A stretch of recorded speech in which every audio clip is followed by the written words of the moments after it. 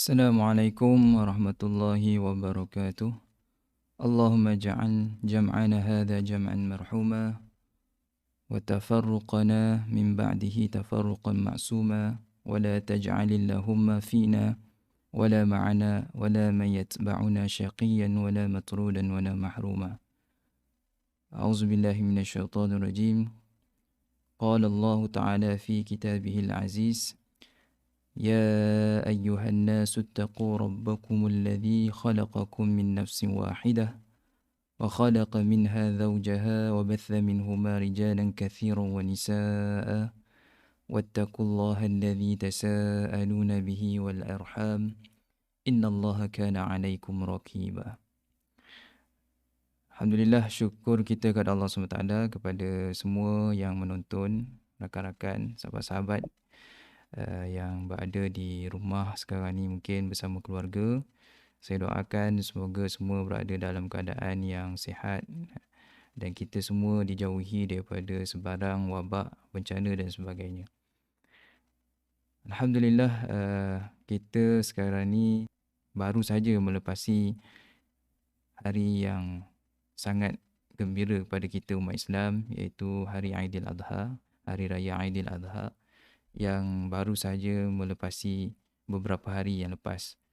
Dan semalam merupakan hari terakhir untuk mereka yang nak melaksanakan ibadah korban, yang merupakan hari Tashrik, 13 Zulhijjah. Dan kita juga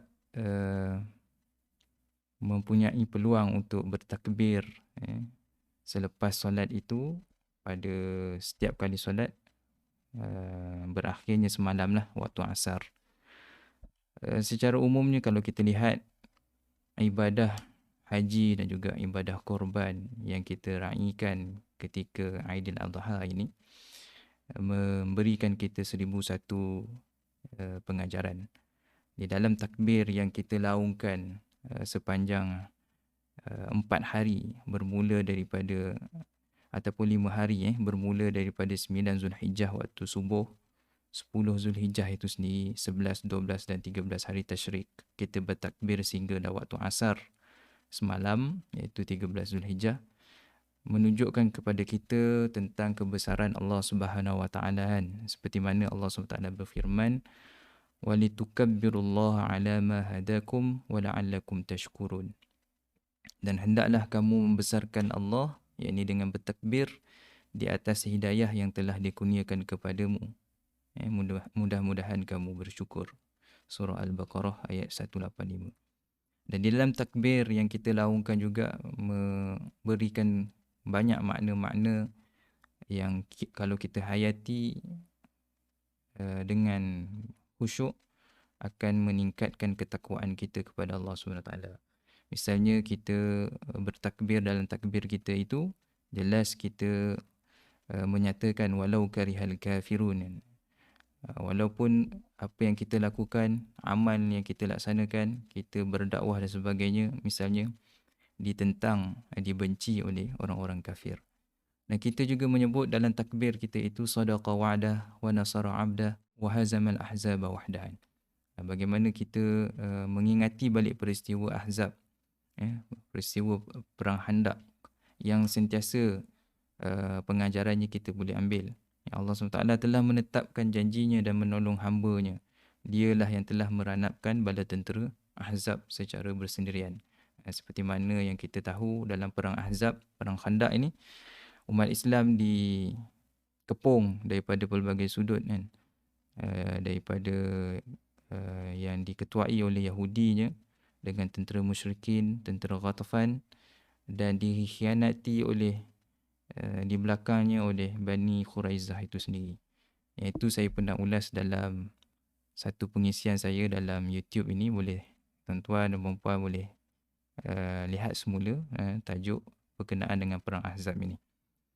Jadi secara ringkasnya kalau kita lihat hari ini, selain daripada apa yang berlaku tentang Hari Raya Aidiladha yang kita raikan ini, semalam misalnya kes COVID-19 semakin menaik tinggi, 15,573 kes yang mana merupakan kes harian yang tertinggi setakat ini kan. Dan berlaku perkara ini di seluruh negara, dengan dikhabarkan kebanyakan tempat-tempat yang berkaitan dengan kesihatan ini, terutamanya hospital, CAC dan sebagainya, sesak dengan manusia yang sentiasa beratur memerlukan kepada rawatan. Jadi ini yang menggusarkan kita. Dan ini bukan sahaja berlaku di Malaysia, bahkan kalau kita lihat di luar, misalnya di Amerika Syarikat sendiri, mereka-mereka yang menolak vaksin sebelum ini sekarang ni terpaksa meminta vaksin ketika mereka dalam keadaan azan. Di sekeliling kita, jiran-jiran kita, negara-negara jiran, di Thailand, di Myanmar, di Indonesia misalnya, kes menaik dengan begitu mendadak. Di Indonesia misalnya, kematian melebihi 1,000, angka 1,000 selama 7 hari berturut-turut.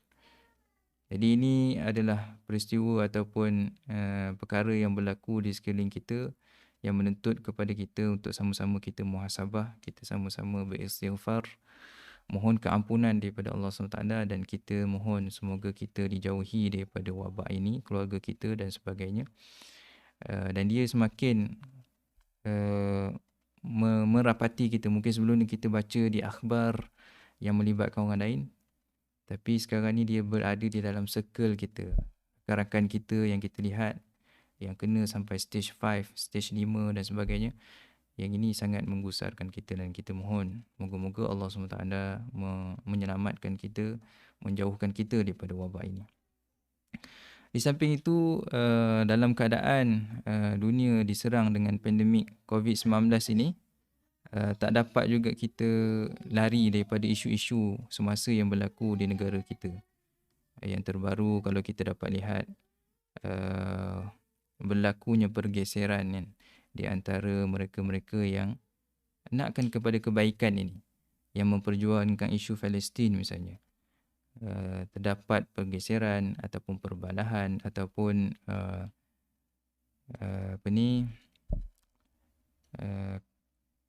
menyatakan kebenaran di pihak masing-masing lah. Jadi perkara ini yang kita juga lihat sebagai satu benda yang kita boleh ambil pengajaran. Saya tidak mahu ulas berkenaan dengan peristiwa tersebut, tapi saya lebih berminat untuk sama-sama kita mengambil pengajaran dari apa juga yang berlaku di sekeliling kita ini, supaya kita mempunyai neraca yang benar apabila berlaku peristiwa-peristiwa seperti ini, supaya kita dapat menjadikan ianya sebagai satu titik tolak untuk kita berubah, untuk kita sama-sama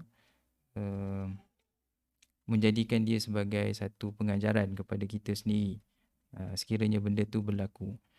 Dia dalam bentuk yang lebih besar sebenarnya. Kalau kita lihat, perpaduan ataupun kesatuan ini adalah satu benda yang dituntut di dalam agama kita. Bahkan sebenarnya bila ada dua orang yang bergaduh ataupun yang bergesel ini, yang tidak sehaluan ini, sepatutnya kita mengambil pendekatan untuk kita mendamaikan, bukan sebaliknya kan. An Abi Hurairah anna Rasulullah sallallahu alaihi wasallam qala tuftahu abwabul jannah yawmal itsnaini wa yawmal khamis fayughfaru likulli 'abdin la yushriku billahi syai'an illa rajulan kanat bainahu wa baina akhihi syahna'u fayuqalu anziru hadhaini hatta yastaliha anziru hadhaini hatta yastaliha anziru hadhaini hatta yastaliha. Daripada Abu Hurairah radhiyallahu anhu, sesungguhnya Rasulullah sallallahu alaihi wasallam bersabda, pintu-pintu syurga dibuka setiap hari Isnin dan juga Khamis.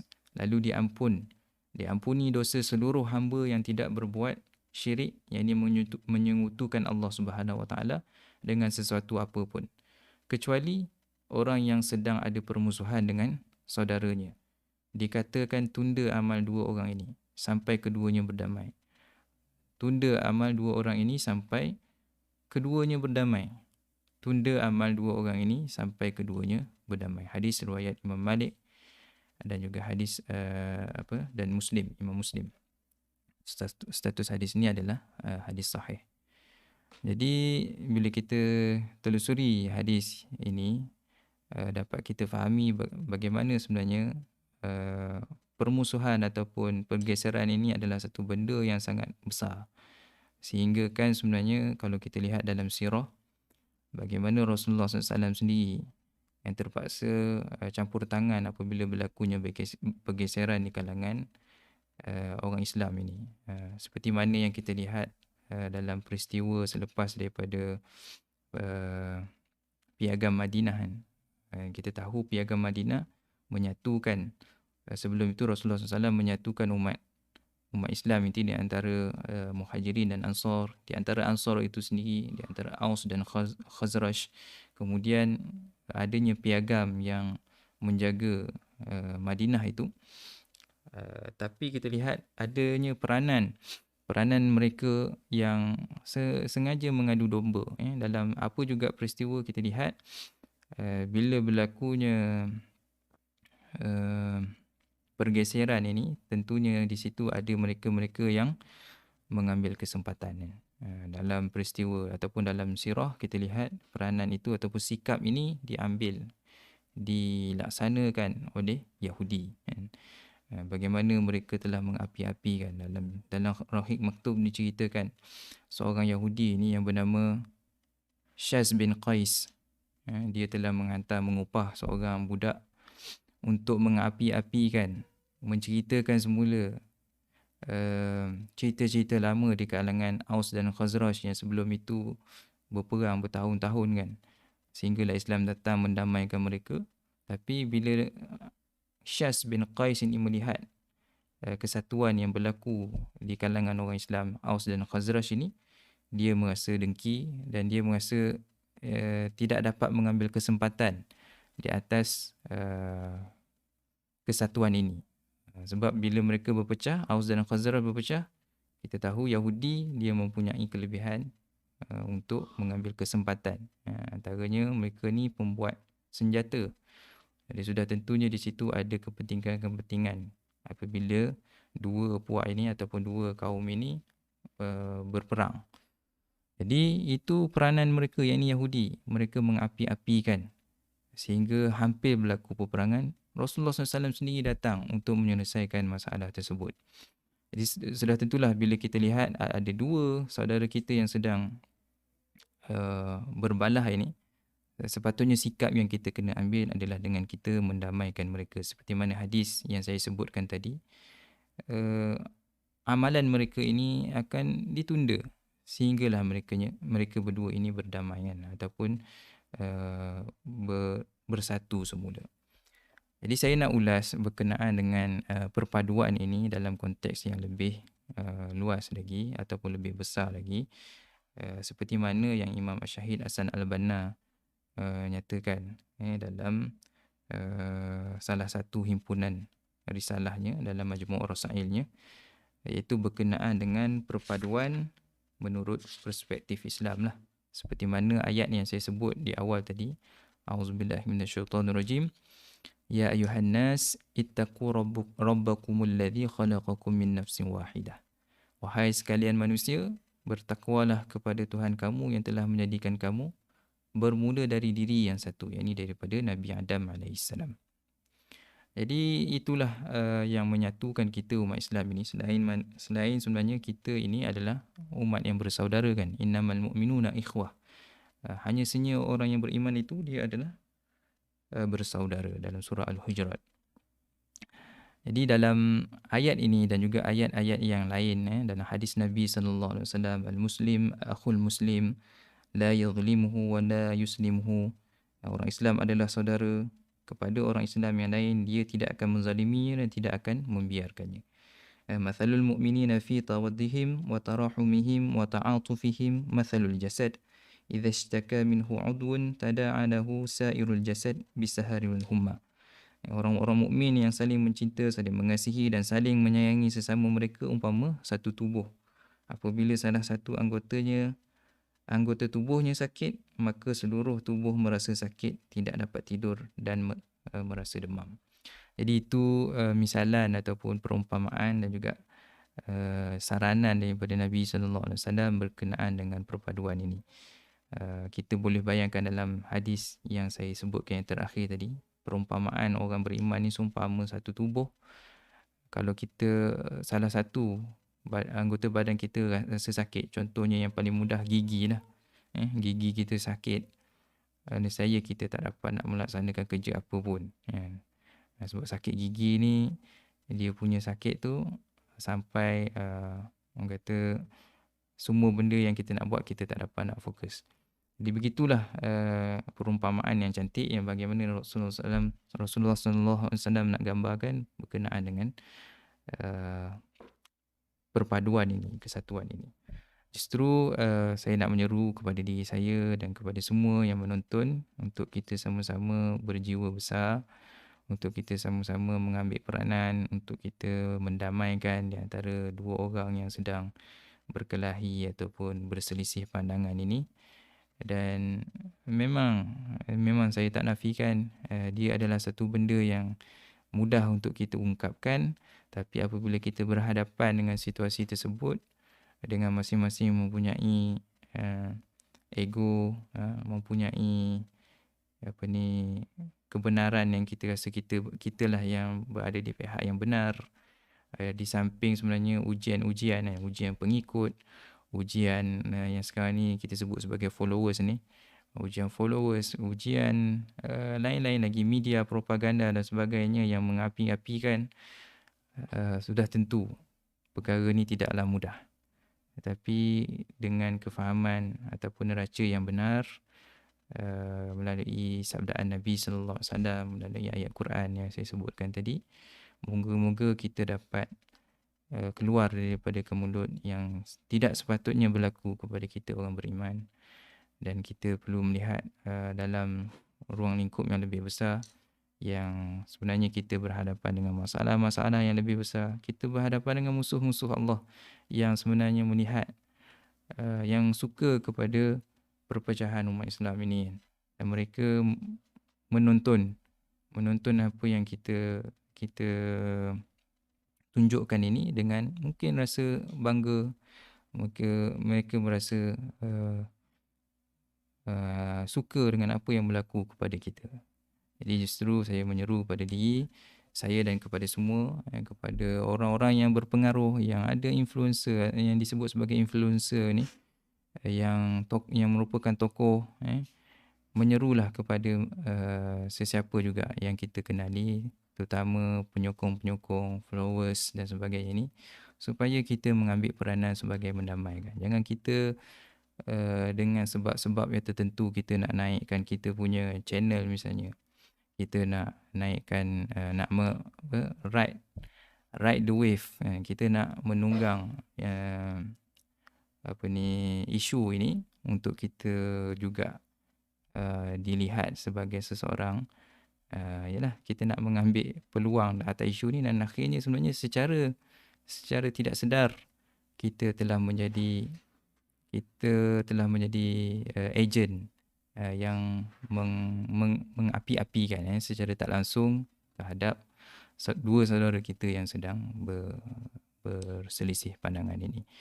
Jadi itu saja untuk hari ini. Moga-moga ada manfaatnya untuk kita semua dalam kita menjalani kehidupan kita sebagai umat Islam ini khususnya, dan sebagai manusia secara umumnya, untuk kita sama-sama melihat apa juga yang berlaku dalam kehidupan kita ini dalam kerangka ataupun neraca yang benar, dan semoga Allah SWT memandu kita dan juga keluarga kita dan menyelamatkan kita daripada sebarang ujian-ujian yang tidak mampu untuk kita pikul ini. Wallahu alam, aqulu qawli hadza wa astaghfirullahal azim li wa lakum. Assalamualaikum warahmatullahi wabarakatuh.